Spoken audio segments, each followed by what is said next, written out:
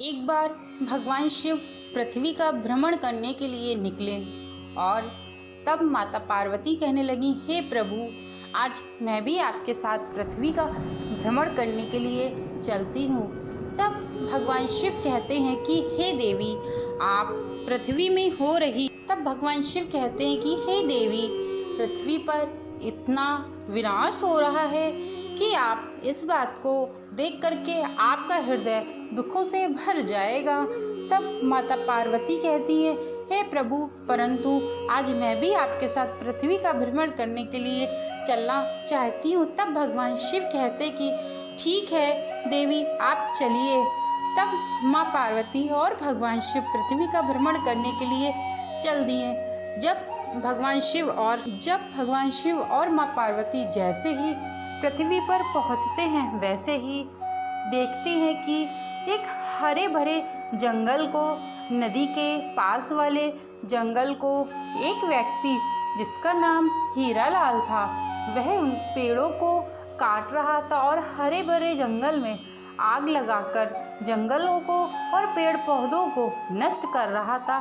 तब माँ पार्वती भगवान शिव से कहती है कि हे प्रभु, आज वर्तमान समय में मानव जाति को ये क्या हो गया है, जो जितने भी प्राकृतिक रूप से पेड़ पौधे हैं उनको नष्ट करने के लिए पड़ा हुआ है। तब भगवान शिव कहते हैं, आज वर्तमान समय का मनुष्य ऐसा ही है। तब भगवान शिव उस हीरालाल के पास जाते हैं और कहते हैं कि हे भाई, तुम इन हरे भरे वृक्षों को क्यों काट रहे हो। तब वह जो व्यक्ति होता है हीरालाल, वह भगवान शिव और माँ पार्वती को पहचान नहीं पाता है, क्योंकि वह लोग एक साधु का रूप धारण करके गए हुए थे। तब हीरालाल कहता है कि मुझे भी ये हरे भरे के पेड़ पौधे काटना बिल्कुल पसंद नहीं है, क्योंकि हरियाली ही हमारे जीवन का महत्व है। तब भगवान शिव कहते हैं कि फिर तुम इनको क्यों काट रहे हो। तब वह कहता है कि हीरालाल कि यहाँ का जो राजा है वह यह सब करने के लिए विवश कर रहा है, क्योंकि वह राजा बड़ा ही अत्यंत क्रोधकारी है और जरा सी बातों में मनुष्यों के हाथ पैर कटवा देता है। तब भगवान शिव कहते हैं, तो तुम्हारा इससे क्या मतलब है, तुम क्यों इन पेड़ पौधों को काटने के लिए लगे हुए हो। तब हीरालाल कहता है कि बहुत समय पहले की बात है कि मेरी पत्नी बहुत बीमार थी। तब मैंने उस राजा से कुछ ऋण उधार लिया हुआ था, तब मैं वह ऋण चुका नहीं पाया। तब राजा ने एक मोहलत दी कि इतने समय तक यदि तुम अपना ऋण नहीं चुका पाओगे तो मैं तुम्हें बंदी बना लूँगा। और उस राजा ने मुझे बंदी बनाकर रख करके सिवाय अपने जो दुष्ट कार्य होते हैं उनको करवाना चाहता है। तब भगवान शिव कहते हैं कि अच्छा, तो तुम इन पेड़ों को काटना बंद कर दो। तब भगवान शिव अपनी एक लीला से उस राजा को सबक सिखाने के लिए कहते हैं, क्योंकि भगवान तो कुछ भी कर सकते हैं। वह शीघ्र से शीघ्र अपनी माया से उन पेड़ पौधों को वहाँ से हटा देते हैं और जो माया से इन पेड़ पौधों को हटा देते हैं और जो नदी का जल है वह बहुत ऊंचा कर देते हैं, जिससे उस राज्य में बाढ़ आ जाती है।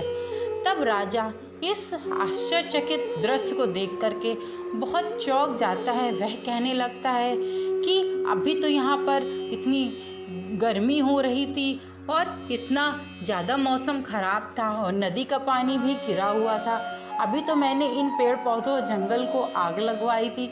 अचानक से यह इतनी बारिश और इतना ज़्यादा नदी का जल बहाव, यहाँ तक कि राज्य में प्रलय आने की संभावना तक उस राजा को नज़र आने लगी।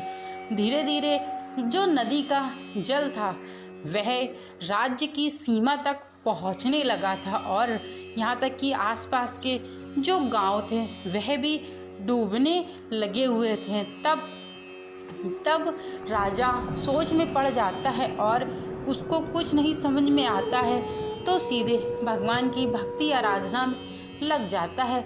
जो वहाँ के लोग थे वह भी बहुत ज़्यादा परेशान होने लगते हैं इस दृश्य को देखकर।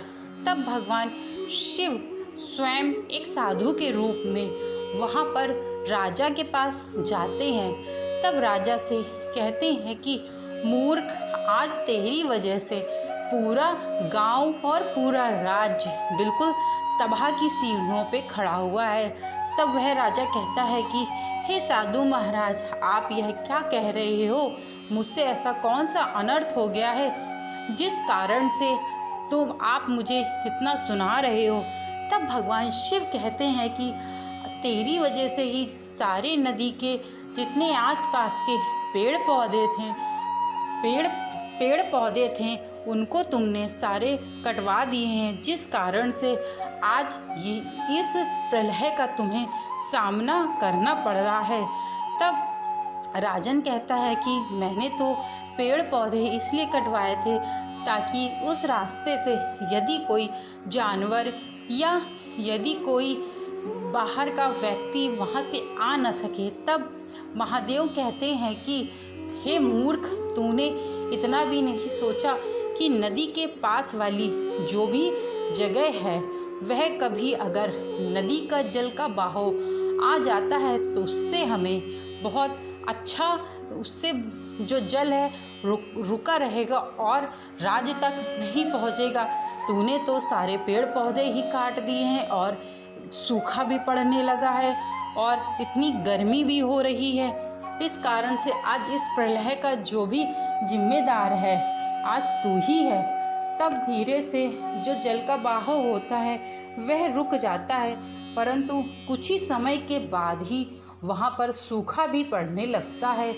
जल का बहाव होने के बाद भी इतनी नदी का जल इतना बह चुका था कि उसको रोक करके महादेव ने फिर शीघ्र से शीघ्र उस गांव में सूखा भी कर दिया और इतनी गर्मी कर दी क्योंकि सारे ही पेड़ पौधे कट चुके थे। सारे ही पेड़ पौधे जितने थे सब कट चुके थे, तो वहाँ पर अत्यंत गर्मी का माहौल हो गया। बहुत गर्मी पड़ने लगी, लोग धूप से बड़े बिलबिलाने लगे। वहाँ पर जैसे जैसे धूप का तेज पड़ता था लोगों के ऊपर, वैसे ही लोग धूप के कारण, गर्मी बर्दाश्त न कर पाने के कारण मरने की कगार में आ गए। तब वह राजा महादेव से यानी कि साधु महाराज से कहता है कि हे प्रभु, क्या इसको कुछ रोकने का कुछ उपाय हो आपके पास, तो कृपया करके आप मुझे बताने का कष्ट करें। तब महादेव कहते हैं कि तुमने जो भी इतना सब कुछ किया है ये अत्यंत ही विनाशकारी स्थिति का परिणाम है। तब भगवान शिव अपनी वाणी से कहते हैं कि यदि तुम जगह जगह पे पेड़ पौधे लगाओगे तो ये जो गर्मी का मौसम है ये शीतलता में बदल जाएगा और लोगों को प्राकृतिक रूप से संजो कर रखो ताकि तुम्हारे लिए भविष्य में कोई भी ऐसी विपदा आने पर तुम उसका सामना कर सको। तब वह राजन महादेव के साथ और अपनी प्रजा के साथ जा के पेड़ पौधे लगाना प्रारंभ करता है। फिर कुछ ही महीनों में वह पेड़ पौधे बहुत बड़े हो जाते हैं और राज्य में फिर से हरियाली छा जाती है और खेत भी पूरे हरे भरे से हो जाते हैं। गर्मी से भी राहत मिल जाती है। वर्तमान समय में आज पृथ्वी पर लोगों ने सारे पेड़ पौधे काट काट के बड़ी बड़ी बिल्डिंगों को बना रखा है। इसी कारण आज वर्तमान समय में इतनी गर्मी का माहौल चल रहा है। व्यक्ति को यह सदैव समझना चाहिए कि यदि ये हमारी प्रकृति से अगर हम खिलवाड़ करेंगे तो प्रकृतिक जिस दिन हमसे खिलवाड़ करेगी, हमारे मरने की कगार में वह हमें छोड़ देगी। तब महादेव कहते हैं माता पार्वती से कि हे देवी, आज वर्तमान समय का जो मनुष्य है वह इतना डेवलपमेंट करना चाहता है, ऊंची ऊंची बिल्डिंगों में रहना चाहता है और घर में वातानुकूल एसी लगाना चाहता है। इसी कारण से आज वर्तमान समय में इतनी महामारी फैल रही है और गर्मी की दिक्कतों का सामना करना पड़ रहा है। हर एक व्यक्ति को पेड़ पौधे लगवाने चाहिए। जगह जगह पे यदि कोई व्यक्ति पेड़ पौधे लगवाता है तो वर्तमान समय में जो प्रॉब्लम गर्मी की है उनसे उसको राहत मिलती है। परंतु आज का मनुष्य कुछ ऐसा सुनना ही नहीं चाहता और ना ही कुछ ऐसा करना चाहता है। व्यक्ति को सदैव उन कार्यों पे कभी भी प्रकृति के जो कार्य हैं उनको कभी भी रोकना या थामना नहीं चाहिए। यदि कोई व्यक्ति पेड़ पौधे या और भी कुछ करना चाहेगा तो सदैव वह विनाशकारी के मार्ग में चलना प्रारंभ हो जाएगा। मनुष्य को अपने यह सोचना चाहिए कि ये पेड़ पौधे हमारे प्राकृतिक देन हैं। यदि यह पृथ्वी को सुरक्षित रख सकते हैं तो ये हमें भी सुरक्षित रख सकते हैं। आज वर्तमान समय में मनुष्य इसी कारण, इन्हीं पेड़ पौधों के कारण ही जीवित है। यदि ये पेड़ पौधे नहीं रहेंगे तो मनुष्य का जीवन भी संभव नहीं है। तब महादेव पार्वती से कहते हैं मनुष्य को इन बातों को समझना और सोचना चाहिए। इतना कह के महादेव वहाँ से चले जाते हैं और उस राज्य में सदैव के लिए हरियाली, हरा भरा सब कुछ हो जाता है। और राजा को भी एक सबक मिल जाता है कि व्यक्ति को कभी भी प्राकृतिक चीज़ों से खिलवाड़ नहीं करना चाहिए।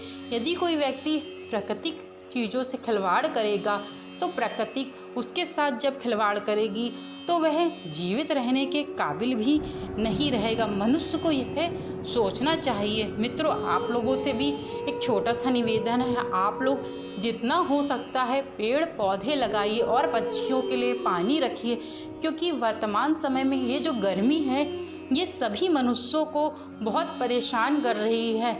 खासकर जो लोग डेली यूज़ में मजदूर हैं, रिक्शा चलाते हैं, ऑटो चलाते हैं, उनको यह गर्मी बहुत परेशान कर रही है। तो इस कारण से आप लोगों से एक छोटा सा मेरा निवेदन भी है, आप लोग जगह जगह पे कोशिश करिए कि पेड़ पौधे लगाने का प्रयास करें, जिससे गर्मी है ये नेक्स्ट ईयर वाली जो गर्मी है उससे हम लोगों को या हमारे जैसे लोगों को शांति मिल सके और दोबारा हमें इस गर्मी का, इतनी ज़्यादा प्रलय वाली गर्मी का सामना न करना पड़े। मित्रों, यदि मेरे द्वारा यह छोटा सा जानकारी का वीडियो आप लोगों को अच्छा लगा हो तो चैनल को लाइक, शेयर, सब्सक्राइब करना मत भूलिएगा। मैं फिर से कह रही हूँ, आपसे एक छोटा सा निवेदन है, आप कृपया करके पेड़ पौधे ज़्यादा से ज़्यादा लगाने का प्रयास करिए, जिससे पृथ्वी संतुलन अपना बनाए रखे। Thank you so much video को वॉच करने के लिए।